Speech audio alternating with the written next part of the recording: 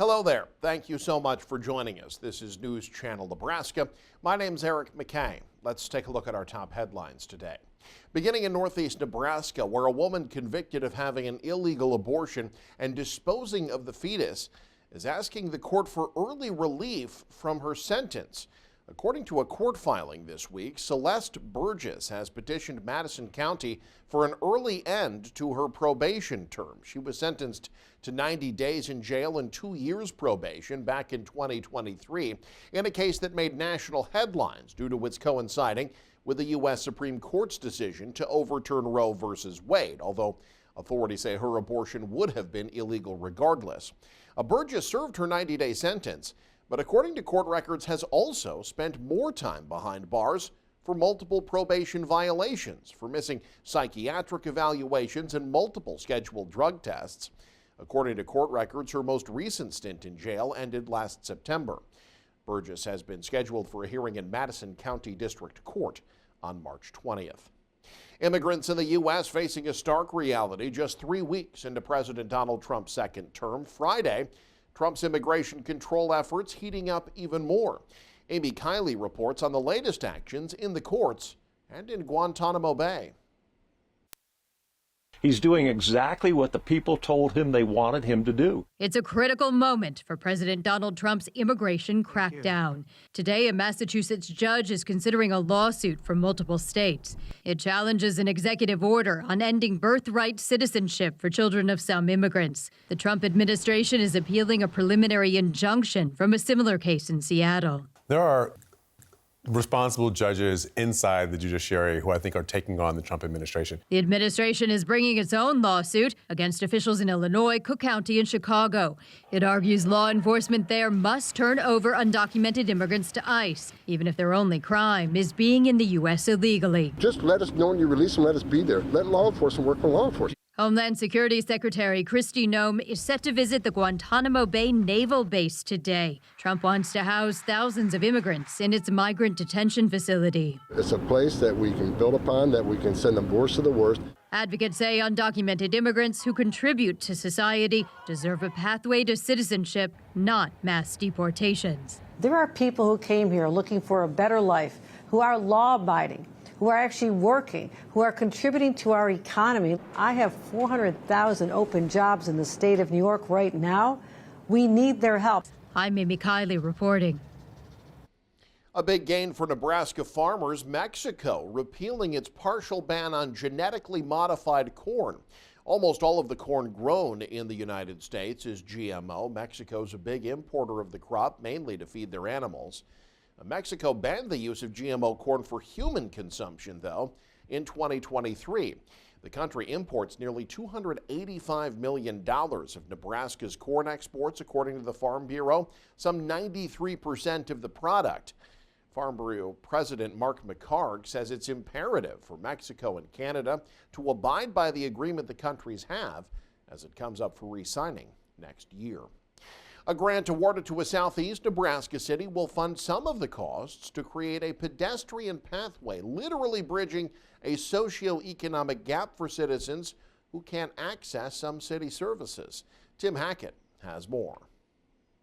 Soon, the city of Crete will construct a bridge that will help citizens get from the rural residential areas on the north side of town over and across the railroad tracks and highway and safely into the southern side, which houses nearly all of Crete's businesses, restaurants, and services. Right now, there's no safe way for anyone to get from north to south without a vehicle, but that might change now that the city has been awarded a grant to help start construction on a pedestrian bridge, which will help literally bridge this gap and provide access to jobs and city services.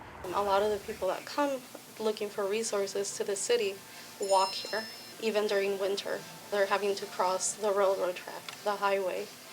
And I mean, there's a huge need for providing a way to connect to the south side in a safe way. This Reconnecting Communities grant is the second one Crete has been awarded in the last year. The first one will help the city install roundabouts and a pedestrian underpass further up 13th Street, which will help to ease the traffic congestion that comes with the Crete school system. The costs of these projects could be fully covered by grants, meaning there'd be no financial cost to Crete citizens and taxpayers. A benefit isn't a benefit if it is really painful or burdensome. So we're very cognizant of that. People won't have to judge if the cost benefit was worth it because there's locally little to no cost and all benefit. These projects are still very much in the early stages of the process, and the city of Crete says the next steps are for both state and federal officials to come by and assess project plans and progress to this point. And once that is complete, then eventually construction can begin. In Crete, Tim Hackett, News Channel Nebraska. Nebraska state websites are back online after an outage Thursday. Several state websites were down Thursday morning. State officials say while the system is back up and running, the root cause of the issue has not yet been determined. The outage affected all websites that have an ne.gov domain name. No word on whether any state services were affected by the outage. The Centers for Disease Control and Prevention published its weekly research report Thursday, the first time since President Trump took office. However, 3 studies about H5N1 bird flu were missing from the Morbidity and Mortality Weekly Report. That's according to a person familiar with the situation. Those missing studies come as bird flu continues to spread in dairy cattle, poultry, and other animals across the U.S. It was found in 2 backyard flocks in Nebraska last month. Thursday's edition also the first since the acting secretary of the CDC's parent agency, the Department of Health and Human Services, ordered a blanket freeze on external communications. That's only now slowly beginning to lift. Might not seem so to people in the southern U.S. who experienced frigid temperatures and record snow last month, but researchers say January was the hottest on record. That's speaking from a global perspective. Scientists were expecting cooler conditions, though, because of La Nina. That's the cyclical weather pattern that cools the Pacific Ocean and generally brings lower temperatures with it. But the world reached record highs despite La Nina.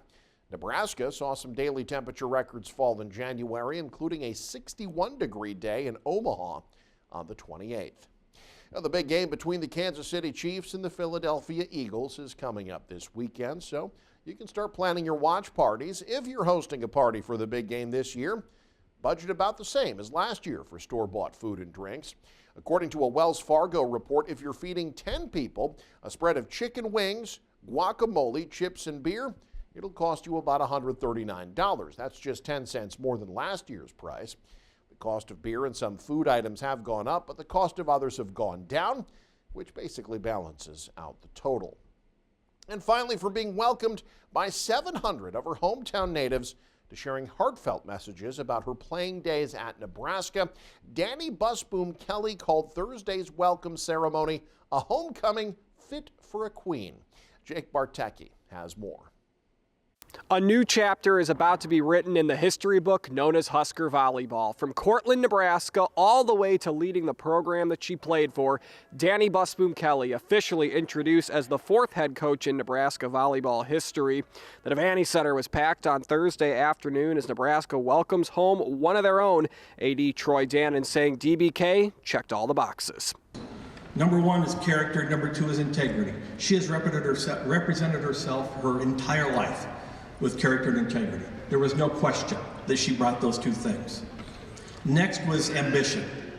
That was the move to Louisville. You want somebody that's ambitious. Well, you know the other thing? Hire a winner. Because guess what winners do? Win. But I can't wait to continue raising the level of women's volleyball in this country. And of course, hang some new banners in this arena.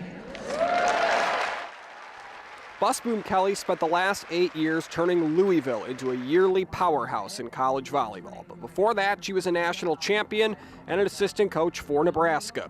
Now she'll get to realize a dream, leading the program she claims is her alma mater.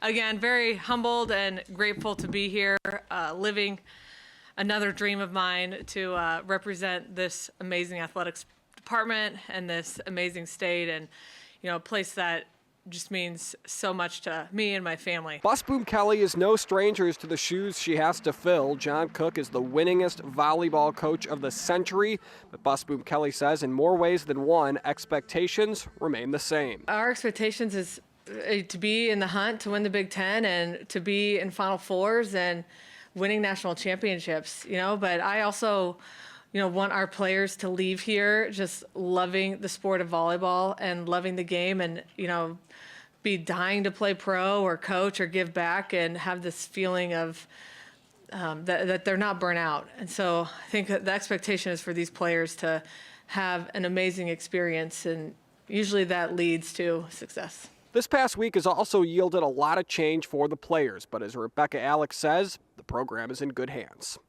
I was scared because it's like, at first it was, guys, I'm retiring, I'm leaving. And then shortly, Dani was coming, and there was this relief. And she even called us that same day, and I told her, I'm like, I'm happy it's you. It was a relief, and it feels good to know that she's been through a weird change while she was in college for John Cook, so she understands that. She's played here, she's from here, and I truly believe that we're in really good hands. Well, already a ton of support for Dani Busboom Kelly. You can see these bleachers behind me here in the lower bowl. Those two sections, another down to my right off camera that you can't see, and another down to my left, those were all filled by people from Freeman Public Schools and Adams, Nebraska. And that's the high school alma mater of Dani Busboom Kelly, a Cortland native. So already a ton of support. And again, they allowed an early dismissal of noon today so they could come and support one of their own to make it, as Dani Busboom Kelly called it, a homecoming fit for a queen. Covering the Huskers in Lincoln, Jake Bartecki, News Channel Nebraska. And you can stay up to date with the very latest by following us online. Head to newschannelnebraska.com, click on the News tab there. You can also follow us on X, like us on Facebook and Instagram as well. Thanks for joining us. Have a great weekend. You're watching News Channel Nebraska.